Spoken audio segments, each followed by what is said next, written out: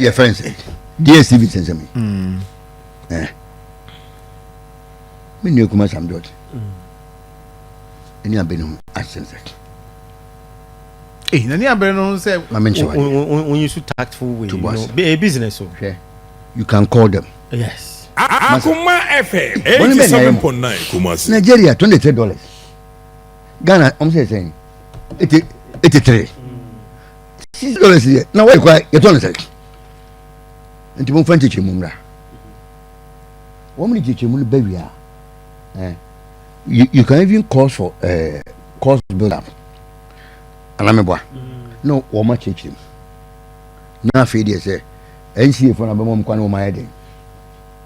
Edi say adwuma no lenti so bia wo say head eba me DSTV ka me hwe bi da Akoma FM 87.9 yes almost 3%. Is it crowd if you connected themselves with other countries yes. Because of price? Oh yeah, ebinum crowd dey ebinum go fie ebinum agent I think say ebinum crowd be who 130 Nigeria for population over 100 million. They are in Equatorial Guinea and also almost population say horse say no me do mo how the minimum rate so I think say we have a good case but I mean the approach you know and now yes okay yenye business because business once Akoma FM 87.9 a very good case you know. You push the person and say massa no I did with there but ono ma share I'm say 2 times or so before the press ono ma share and na am say we ano mo twetwe na any you know build up on the diet is way any we price we from it's what in America unzo hwe population omo hene ba ha na anu 1.3 omo twetwe say 52 for premium and $82 Akoma FM 87.9 no you see there should be a reason say yen kwan dey was o mo teach me nti almost say inflation and a dollar na ye aba form no dey omo no there is not reflecting more cost structures. That is what they are saying.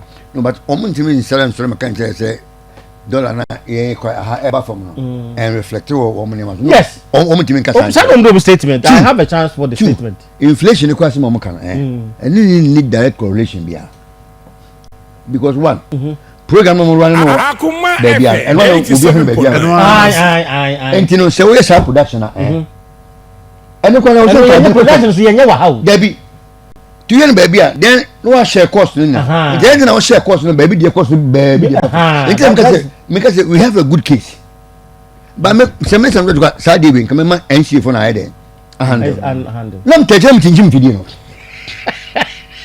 because at ministerial levels and so obama na e irrespective good case ko awo we be at baby na say because production am na baby no and one will be ahwe enti say ebon ko ano baby dey ko 87.9 Kumasi so numbers exchange rate in the be a difference abam because say the price will be in dollars. Yes. In dollars. But say ayi bia nso wo signal no ayi country bia wo ne signal a omde ye adwuma so o share ayi die a for instance Nigeria dey say no Ghana ye channels eni so nti obaha Ghana channels no ewo Ghana dey no so nti apart from say production no mutima na cross board no almost signal no Ghana for pretty omo dey a Sedon what's my Akoma FM 87.9 Kumasi wo bifi na no dey no u twebma efiri obedi papa ben waye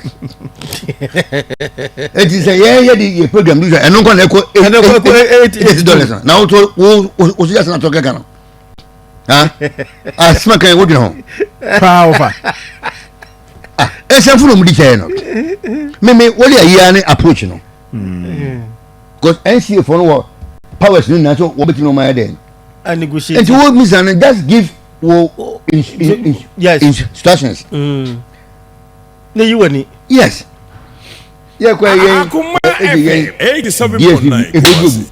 First of all, you move with him. Flash about the same day of I see any dear come. Hey, we about for football. Flash about some any dear come over. Hey, over Miss Roba. No, not to operate you. Share and all my boys inside the year. I bet my bet. But no boys here. So we now pass on charge in there. Was yes, the same. Yes, I was looking at the same. Ah, Sanka Fano, Sep population in terms of Akona. And yeah, the cost of change is what I'm going to cover on mobile college. It's what in the front. Akoma FM 87.9. Yeah, those are no 1.3.